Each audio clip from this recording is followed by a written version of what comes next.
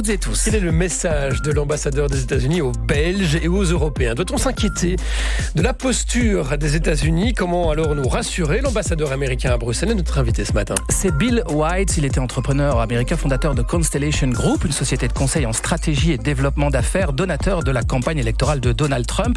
Il a été officiellement nommé il y a 2 mois, nouvel ambassadeur donc des États-Unis ici, qui débarque en Belgique dans un contexte politique tendu. On va forcément parler de l'Iran, du Groenland, du Venezuela, tous ces dossiers internationaux, et on rappellera d'ailleurs que notre ministre des Affaires étrangères, Maxime Prévost, a convoqué l'ambassadeur d'Iran pour lui signifier ses inquiétudes. Dossier chaud en ce moment. 5h, 10h. Matin première. Et il y aura une traduction simultanée pendant cette interview en direct de Mogadiscio. Il y aura donc peut-être quelques délais entre les questions et les réponses. Comme ça, vous êtes au courant. Bonjour Bill White, good morning. Bonjour. Les États-Unis et l'Europe étaient alliés depuis la Seconde Guerre mondiale. Notre première question, Bill White, est-ce que le mariage aujourd'hui entre les États-Unis et l'Europe est rompu? Absolument not. Pas du tout. Nous avons une relation de très longue date avec la Belgique. Une relation, je l'ai déjà dit, vous m'avez peut-être déjà entendu, c'est une relation véritablement spirituelle. N'oubliez pas la bataille des Ardennes. Thomas et moi, avant cette émission, parlions de la bataille des Ardennes, où des jeunes Américains venant de Californie, d'Iowa et de New York sont arrivés pour se battre ici, en Belgique, parce que les nazis occupaient l'Europe, et 2 fois, nous l'avons fait durant la Deuxième Guerre mondiale, durant la Première Guerre mondiale.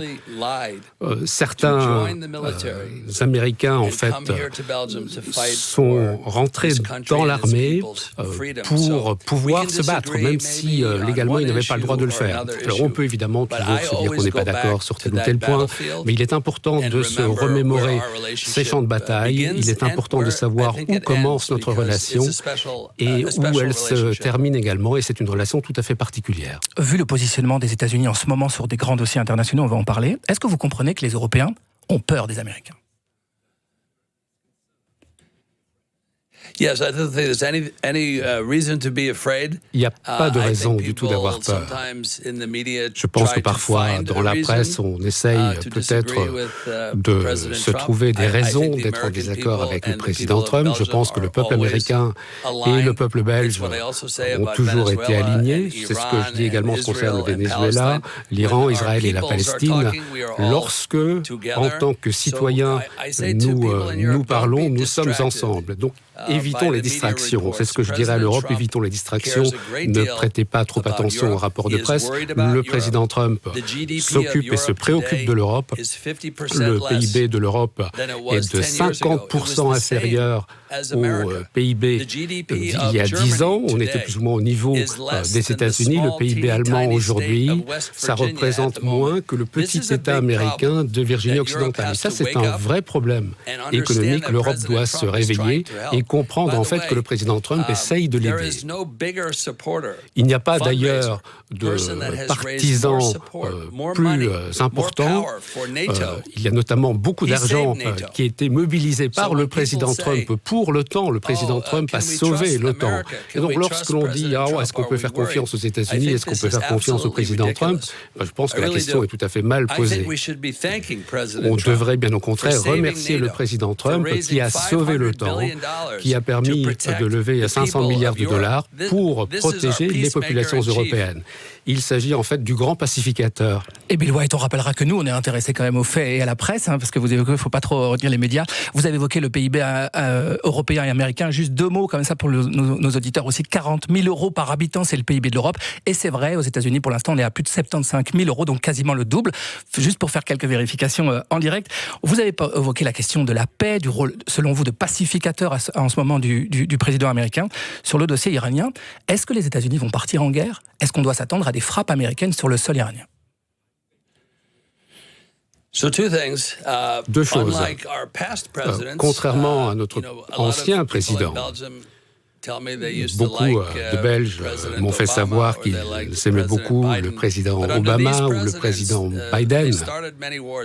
Mais ces deux présidents ont commencé de nombreuses guerres. Le président Trump, c'est le seul président des États-Unis d'Amérique qui n'a pas déclenché de nouvelles guerres durant son premier mandat ou durant son deuxième mandat. Et le président américain ne déclenchera pas de nouvelles guerres. C'est le commandant en chef, mais c'est un grand pacificateur, je le répète. Alors en ce qui concerne l'Iran, il y a une femme extraordinaire au Parlement, Darius Safai, une Belge d'origine iranienne qui ne parvient pas du tout à contacter sa mère qui est en Iran parce que Internet est coupé. Elle était dans ma résidence hier pour parler de la situation. Nous avons fait une vidéo ensemble. Les États-Unis sont du côté du peuple iranien. Est-ce que vous allez attaquer l'Iran ?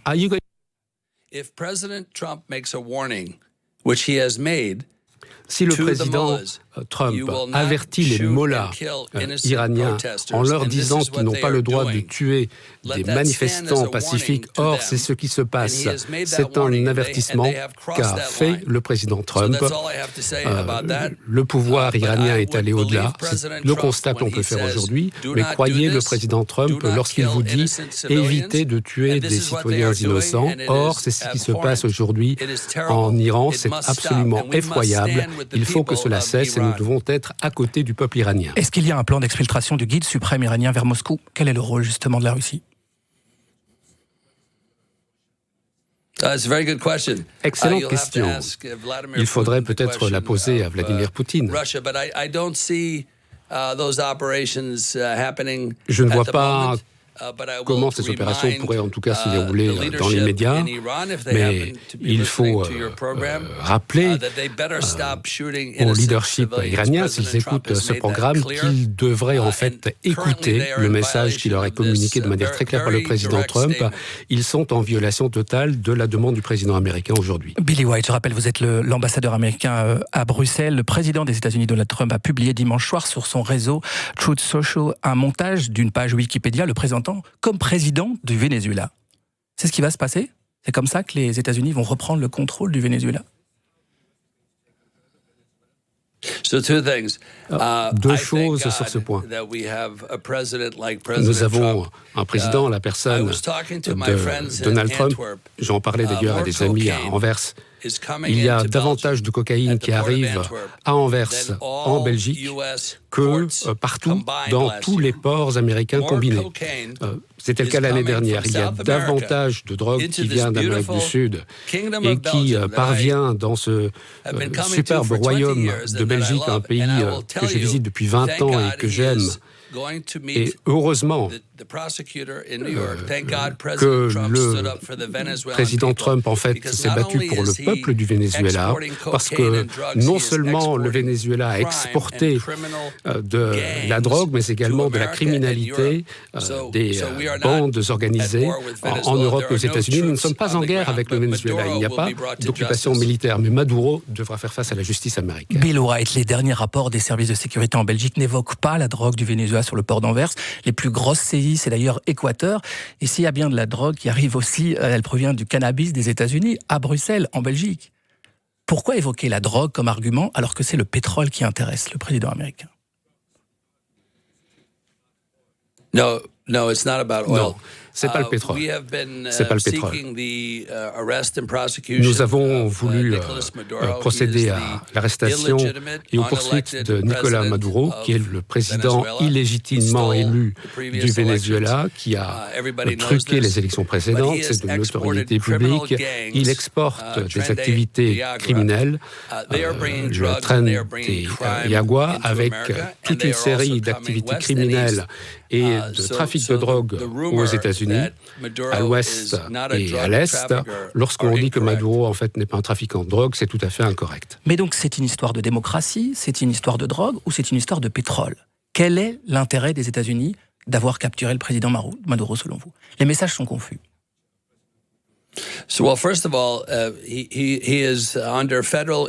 tout d'abord, en fait, il fait l'objet de poursuites au fédéral pour le rôle qu'il a joué en matière de narcotrafic et pour sa participation à des activités criminelles. Mais beaucoup, en fait, de Vénézuéliens ont fait pression sur le président Trump. Nous avons énormément de familles vénézuéliennes qui vivent aux États-Unis. J'étais au cinquantenaire récemment parce que j'avais réservé le cinquantenaire pour la fête du 4 juillet. C'était le 28 juin de cette année. Vous serez invité d'ailleurs à la prochaine édition avec vos collègues. Et j'ai rencontré en fait toute une série de Belges d'origine vénézuélienne. Ils étaient là avec le drapeau vénézuélien, le drapeau américain. Je leur ai posé la question de savoir si ils étaient heureux. Et ils m'ont dit, heureusement qu'on a le président Trump qui va sauver notre pays. Est-ce qu'il y aura une démocratie au Venezuela ou est-ce qu'il y aura des Américains pour diriger le Venezuela? Non, il sera dirigé par le peuple vénézuélien et le président Trump a pour objectif de faire en sorte qu'il y ait bel et bien un gouvernement démocratiquement élu pour le peuple vénézuélien. C'est sa véritable préoccupation parce qu'il y a eu tellement de corruption, il y a eu tellement de morts sous le régime de Maduro, sous la dictature ces dernières années. Le président américain a dit plusieurs fois qu'il voulait avoir le Groenland. Billy White, à quoi doit-on s'attendre? Est-ce que l'OTAN est en passe d'être en crise si les Américains prennent ou achètent même le Groenland? Il y a toujours des crises, il y a toujours beaucoup d'urgences. Vous avez entendu dire le président Trump ce qu'il pensait. Lorsque j'ai tenté, je pense qu'en fait, il y a 135 fois que j'ai vu des commentaires du président Trump au cours des 2 dernières années quant à l'importance stratégique du Groenland. Lorsqu'on est ambassadeur, lorsque l'on est habilité au secret défense, il y a des choses qu'on ne peut pas dire à la radio. Il y a des choses qui sont confidentielles. Et je dirais pour tous ceux d'entre nous qui nous préoccupons de la liberté, qui sont préoccupés quant à la position de la Chine, de la Russie, quant à la prolifération nucléaire, le Groenland ne peut pas rester non protégé comme il l'est aujourd'hui. C'est important pour la sécurité et la sûreté des États-Unis, du Canada et de l'OTAN. Le président Trump l'a dit. Je pense que les Danois prêtent maintenant l'oreille, ça me semble être une bonne chose, et je suis très heureux que la première ministre danoise et notre grand secrétaire d'État Marco Rubio aient une réunion. Je pense que ça doit avoir lieu cette semaine, et il me semble que ce sera une réunion très productive sur le Groenland, une réunion qui est indispensable pour la sûreté des États-Unis et de l'Europe. Et on verra justement si les États-Unis se dirigent vers un deal avec l'OTAN pour renforcer la sécurité, ou s'il y a réellement une volonté de s'emparer du territoire. À quoi sert encore le droit international, Billy White, pour les États-Unis? Le droit international, il doit être suivi de manière cohérente par l'ensemble des pays. Au titre du droit international, par exemple, Nicolás Maduro fait aujourd'hui l'objet de poursuites. Il s'agissait en fait d'une opération de police et non pas d'une opération militaire au Venezuela. En ce qui concerne le Groenland, je suis sûr et certain que nous travaillerons avec le Danemark pour formuler un plan pour protéger l'importance stratégique du Groenland. Et je pense que c'est tout simplement le message. Parfois, on entend des propos du président Trump et on peut en tirer des conclusions hâtives. On peut le comprendre. Lorsque ma mère me dit quelque chose, je pourrais moi aussi tirer des conclusions hâtives. La même chose lorsque c'est votre patron qui vous parle. Mais aujourd'hui, en fait, nous allons nous poser la question de l'importance stratégique du Groenland. Nous allons le faire de manière productive pour protéger l'Europe et les États-Unis. Vous êtes un proche du président Trump, vous l'avez évoqué, après les attentats de 2016, il y a 10 ans, il avait dit que la capitale belge, Bruxelles, c'était un trou à rats, a hellhole. Est-ce qu'il a changé d'avis? Est-ce que vous allez essayer de le faire changer d'avis? Non, il n'a pas dû changer d'avis, en fait. Ce qu'il a dit à l'époque, avec le métro, les attentats dans le métro, etc., il aime la Belgique. Il a dit, il m'a d'ailleurs envoyé ici parce que je suis un ami personnel et un conseiller personnel de Donald Trump. Le Royaume de Belgique est un pays très important pour le président Trump. Nous avons en fait un excédent commercial avec la Belgique. 75 milliards de dollars. C'est la capitale de l'Europe. Ici, à Bruxelles, l'OTAN a son siège à Bruxelles. Il n'y a pas de meilleur partisan de l'OTAN que le président Trump. Et la raison pour laquelle je suis là, c'est parce qu'en fait, le président Trump se préoccupe de la Belgique et du peuple belge. Dernière question, vous allez apprendre le français et le néerlandais ? Oh mon Dieu, mon famille sont canadiens-français. Mon accent, c'est terrible. Accent aigu, québécois. Qu'est-ce que tu fais là-bas, mon cher? My grandfather would say this to me. And I would say, c'est comme ça que me parlait mon grand-père, en me disant, mais ça, c'est pas du français. Très lentement, je comprends un petit peu. Si tu parles vite... I'm in big trouble. Je ne sais pas si c'est mission impossible, mais on va essayer pour la prochaine. Next time in French, so Bill White. Thank you very much. Merci beaucoup d'avoir été avec nous. Great to be with you. You're doing a great job. Keep it up.